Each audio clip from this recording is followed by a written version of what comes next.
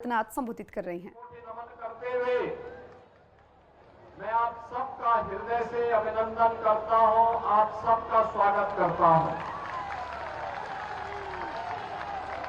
बहनों और भाइयों, आज शारदीय नवरात्रि की प्रथम तिथि है। जगत जननी मां भगवती के शैली पुत्री के रूप में आज अनुष्ठान का पर्व है। जगत जननी मां भगवती के जो अलग अलग रूप हैं, जो इस चराचर जगत की शक्ति का आधार है, यह हम सबको किसी भी प्रकार की अराजकता से निपटने के लिए एक शक्ति प्रदान करती है। राजनीति में या सार्वजनिक जीवन में घुसे हुए ड्रग माफिया हो, माइनिंग माफिया हो, कैटल माफिया हो, फॉरेस्ट माफिया हो, इन सब का उपचार आदिशक्ति मां भगवती जगत जननी की शक्ति है और उस शक्ति की प्रतीक है भारतीय जनता पार्टी। भारतीय जनता पार्टी। बहनों और भाइयों,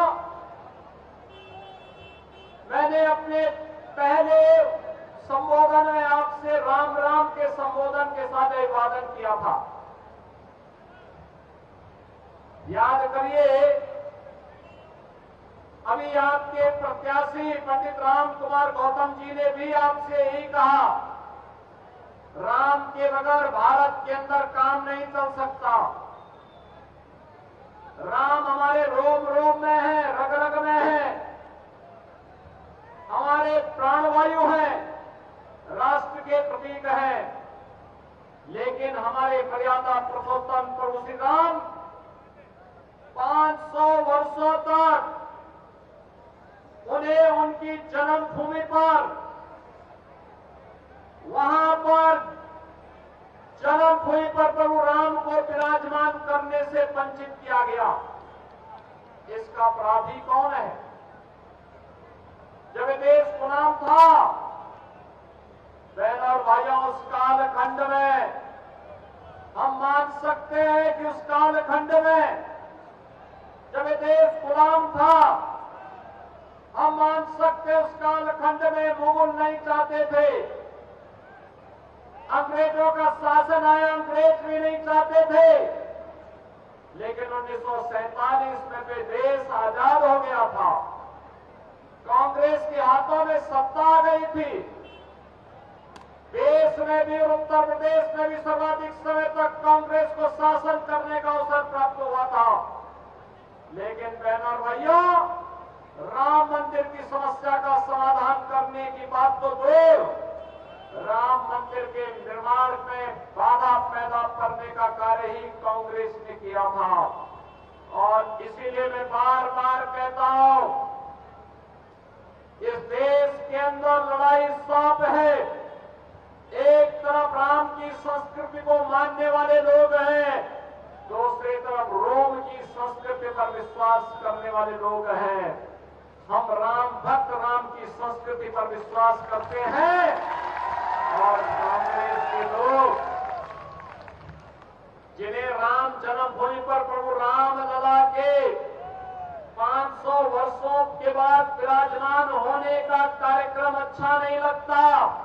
वे अच्छा इसलिए नहीं लगता क्योंकि वे रोम की संस्कृति पर विश्वास करते हैं, राम की संस्कृति पर नहीं। और इसलिए बहनों और भाइयों, इसीलिए उन्हें राम, भगवान राम और अब कृष्ण का कीर्तन उन्हें अच्छा नहीं लगता, उसको नाच गाना कहते हैं।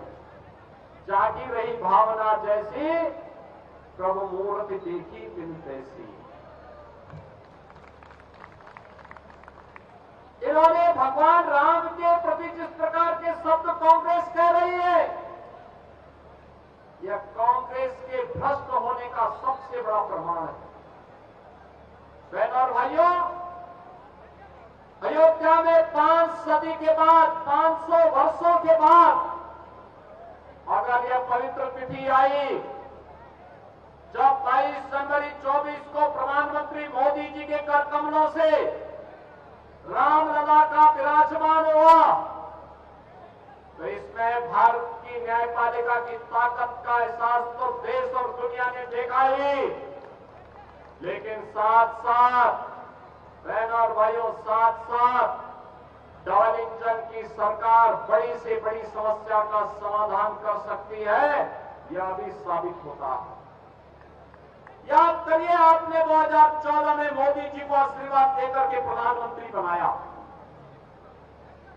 2017 में मोदी जी के आह्वान पर उत्तर प्रदेश में भारतीय जनता पार्टी की सरकार बनी और 2019 में अयोध्या में राम जन्मभूमि की समस्या का समाधान हुआ और 2024 में प्रभु रामलला अपने भव्य मंदिर में विराजमान हो गए। डबल इंजन सरकार की ताकत का एहसास है। अयोध्या में रामलला विराजमान हो गए और कश्मीर में आतंकवाद की जड़ धारा 370 सदैव के लिए समाप्त हो गई। बहनों और भाइयों, ये धारा 370 कांग्रेस की देन है। हमारा हरियाणा का जवान देश की सीमाओं की रक्षा करने के लिए अपनी जवानी लगाता है, लेकिन सुरक्षा में सेंध लगाने का काम कांग्रेस करती है। जवान वहां लड़ता है देश के लिए, लेकिन समाज को जाति के नाम पर, क्षेत्र के नाम पर, भाषा के नाम पर, मत और संप्रदाय के नाम पर बांटने का पाप ये कांग्रेस करती है। बहनों और भाइयों, हमारा जवान देश की सीमाओं की रक्षा करता है और हरियाणा के अंदर हमारा किसान, अन्नदाता किसान के रूप में देश के पेट को भरने के लिए अन्न उत्पादन करता है, लेकिन किसानों का शोषण करने का कार्य ये कांग्रेस करती है। याद करिए, 2014 के पहले किसान आत्महत्या करता था, नौजवान पलायन करता था, बेटी और बहनों की इज्जत सुरक्षित नहीं थी, व्यापारी का कोई सम्मान नहीं था, अराजकता चरम पर थी, रोज एक नया घोटाला आता था और उस घोटाले में नौजवान पिसता था, व्यापारी पिसता था, किसान का शोषण होता था। आज तो पिछले 10 वर्ष में आपने डबल इंजन की सरकार का एहसास हरियाणा में किया है। बहनों और भाइयों, हरियाणा का मतलब ही है अन्नदाता किसानों की ओर में जो हरित क्रांति के लक्ष्य को पूरा करने में सफल हो, और हरियाणा का मतलब है हरियाणा, यानी यहीं पे परित्राणाय साधूनाम विनाशाय च दुष्कृताम, सज्जनों का संरक्षण करेंगे, लेकिन दुष्टों को राम नाम सत्य की यात्रा में भी भेजेंगे। भगवान का आह्वान, इसी के लिए नाम पड़ा है हरियाणा। ये हरि बार बार आना और बार बार इस धरती पर आकर के सज्जन सत्य के संरक्षण की ताकत देना, और इसी ताकत का एहसास कराने के लिए आज मैं आपके पास आया हूं। बहनों भाइयों, लोकतंत्र के असली जनार्दन आप हैं। आपसे मैं यही कहने के लिए आया हूं, यह चुनाव हरियाणा के विकास का है, ये चुनाव सुशासन का है, ये चुनाव सुव्यवस्था का है, ये चुनाव हरियाणा की सुरक्षा और राष्ट्रीय सुरक्षा के लिए है। और इसीलिए आपका आह्वान करने के लिए आए हैं, सुरक्षा के लिए, सम्मान के लिए, सुशासन के लिए, समृद्धि के लिए भाजपा आवश्यक है। आपने 10 वर्षों में हाईवे देखे होंगे, स्टेडियम देखे होंगे, स्पोर्ट्स यूनिवर्सिटी हरियाणा में बनता हुआ देखा होगा। IIT, IIM, AIIMS, one district one medical college, हर घर नल की योजना को देखा होगा। ये विकास के वे कार्य हैं जो विकसित हरियाणा की संकल्पना को पूरा करने और विकसित भारत की प्रधानमंत्री मोदी जी की संकल्पना को पूरा करने के लिए डबल इंजन की सरकार के द्वारा आगे बढ़ाया गया है। लेकिन साथ साथ गरीबों के लिए भी एक तरफ देखो कमबख्त पाकिस्तान है, भूखों मर रहा है, और दूसरी तरफ हिंदुस्तान है, प्रधानमंत्री मोदी जी के नेतृत्व में 80 करोड़ लोगों को फ्री में राशन की सुविधा का लाभ दे रहा है। एक तरफ पाकिस्तान है, वहां लोग भूख से चिकित्सा सुविधा के भाव में दम तोड़ रहे हैं। दूसरी तरफ भारत है, 60 करोड़ लोगों को फ्री में 5 लाख रुपए प्रतिवर्ष स्वास्थ्य बीमा का कवर दे रहा है। और अब तो प्रधानमंत्री मोदी जी ने कह दिया है 70 वर्ष के ऊपर के हर एक बुजुर्ग को 5 लाख रुपए का हर वर्ष स्वास्थ्य के लिए बीमा दिया जाएगा, फ्री में बीमा दिया जाएगा। बहनों और भाइयों, 12 करोड़ किसानों को किसान सम्मान निधि, 12 करोड़ घरों में शौचालय का निर्माण, 10 करोड़ गरीबों के घर में उज्ज्वला योजना का रसोई गैस का सिलेंडर पहुंचना,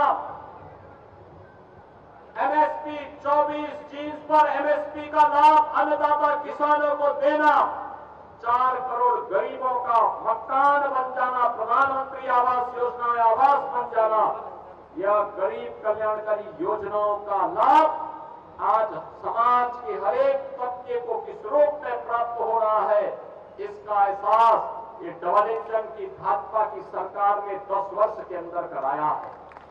लेकिन बहनों और भाइयों, ये कांग्रेस क्या कर रही थी? झूठी अफवाह फैलाती है, झूठी अफवाह फैलाती है। ये वही कांग्रेस है जिसके समय में मिर्चपुर की घटना घटित हुई थी। ये वही कांग्रेस है जिसने बाबा साहब भीमराव अम्बेडकर का अपमान किया था। ये वही कांग्रेस है जिसने दलितों का, महिलाओं का, बेटियों का अपमान किया था, जिसने किसानों को आत्महत्या करने के लिए मजबूर किया था। ये वही कांग्रेस है जिसने भ्रष्टाचार के कारण नौजवानों के जीवन के साथ खिलवाड़ किया था। ये वही कांग्रेस है जो आपकी आस्था के साथ खिलवाड़ करती है। ये वही कांग्रेस है जिसने विकास से आपको वंचित किया था। बहनों और भाइयों, कांग्रेस का हाथ माफियाओं के साथ, ड्रग माफिया के साथ कांग्रेस खड़ी है, माइनिंग माफिया के साथ कांग्रेस खड़ी है, कैटल माफिया के साथ कांग्रेस खड़ी है, वन माफिया के साथ कांग्रेस खड़ी है, ऑर्गेनाइज क्राइम में लिप्त माफिया के साथ कांग्रेस खड़ी है। और इसीलिए माफिया का उपचार केवल भाजपा है, केवल भाजपा। बहनों और भाइयों, यूपी में 17 के पहले जो यहां पे पंडित राम कुमार गौतम जी कह रहे थे, 17 के पहले वहां अराजकता थी, गुंडागर्दी थी, दंगे होते थे। 17 के बाद एक भी दंगा नहीं हुआ, बेटी सुरक्षित है, व्यापारी का सम्मान भी है। दिन हो या रात आप चलिए, कोई आपके साथ छेड़छाड़ नहीं करेगा, क्योंकि छेड़छाड़ करने वाले को और दंगाई को पता है कि अगर उसने दुस्साहस किया तो राम नाम सत्य है कि यात्रा फिर निकलेगी। और इसलिए बहनों और भाइयों, बिना किसी भेदभाव के योजनाओं का लाभ सबको, सुरक्षा सबको, लेकिन तुष्टीकरण किसी का नहीं। हरियाणा से लाखों नौजवान जाते हैं यूपी के अंदर कांवड़ यात्रा में। याद करिए, एक कांग्रेस की सरकार, इसके सहयोगी दलों की जब सरकारें थी, इन्होंने कांवड़ यात्रा में रोक लगाई थी और ये कहते थे कांवड़ यात्रा में डीजे नहीं बजना चाहिए। ये कहते थे कांवड़ यात्रा में शंख नहीं बजना चाहिए। घंटा और घड़ियाल नहीं बजने चाहिए। हमने कहा ये कांवड़ यात्रा है, भगवान शिव की यात्रा है। इसमें घंटा भी बजेगा, शंख भी बजेगा, घड़ियाल भी बजेगा, डीजे भी बजेगा। और यही नहीं होगा, उस पे हम कांवड़ भक्तों पर, शिव भक्तों पर पुष्प की वर्षा भी करेंगे। हम करेंगे। और जिसको अच्छा नहीं लगता है, बहनों भाइयों, हमने कहा था जिसको अच्छा नहीं लगता है, जिसके कानों में शंख की ध्वनि अच्छी नहीं लगती, घंटे और घड़ियाल की ध्वनि अच्छी नहीं लगती, वे अपने कान को बंद कर ले, लेकिन यात्रा हम रोकेंगे नहीं। यात्रा रोकेंगे नहीं। अगर कहीं के माइक बंद होंगे तो स्थलों के होंगे जहां से चिल्लाहट होती है। आज आप देखते होंगे उत्तर प्रदेश के अंदर किसी भी धर्म स्थल पर माइक नहीं है, उतार दिए गए, सब उतार दिए गए। अब कोई चिल्ला नहीं सकता है। और इसलिए बहनों और भाइयों में आपका आह्वान करने के लिए आया हूं। ये सुरक्षा हो या सुशासन, विकास हो या विरासत, ये केवल भाजपा कर सकती है, भाजपा कर सकती है, मोदी जी के नेतृत्व में डबल इंजन की सरकार कर सकती है। और उस डबल इंजन की सरकार के लिए इस शहीदों से मैं आपके पास अपील करने के लिए आया हूं। पंडित राम कुमार गौतम जी को इस उम्र में एक बार फिर से मौका दीजिए। डबल इंजन सरकार बनाने के लिए उनको मौका दीजिए। पंडित राम कुमार गौतम को वोट देने का मतलब विकास भी होगा, विरासत की शानदार यात्रा के लिए वो आपके साथ खड़े होंगे, मजबूती के साथ खड़े होंगे। और इसी का एहसास कराने के लिए आज मैं आया हूं। मैं परसों नारनौद में था। पंडित जी ने कहा कि एक बार शहीदों में आपका कार्यक्रम हो जाता। मैंने कहा पंडित जी मैं पूरा प्रयास करूंगा शहीदों में आने का। और वह इस उम्र में एक सच्चा ईमानदार, पूरी मजबूती के साथ, देश और धर्म के साथ पूरा जीवन लगाने वाला व्यक्ति। इस उम्र में भी ऐसा एहसास होता है कि वह आज कलयुग के नहीं बल्कि द्वापर युग के महामानव के रूप में आपके बीच में है। अपनी सज्जनता, अपनी ईमानदारी और अपनी सरलता के लिए आपके बीच कार्य कर रहे हैं। और इसीलिए आपका आह्वान करूंगा कि पंडित राम कुमार गौतम जी को भारी बहुमत से विजयी बनाकर के शहीदों से भेजना है। भेजेंगे? आपका आशीर्वाद मिलेगा? मिलेगा? दोनों हाथ ला करके, मुट्ठी बंद करके मेरे साथ बोलेंगे जहां तक मेरी आवाज जा रही है। पंडित जी आप आ जाइए। दोनों हाथ ला करके जहां तक आवाज जा रही है, दोनों हाथ ला करके मेरे साथ बोलेंगे भारत माता की, भारत माता की, भारत माता की, जय श्री राम, जय जय श्री राम।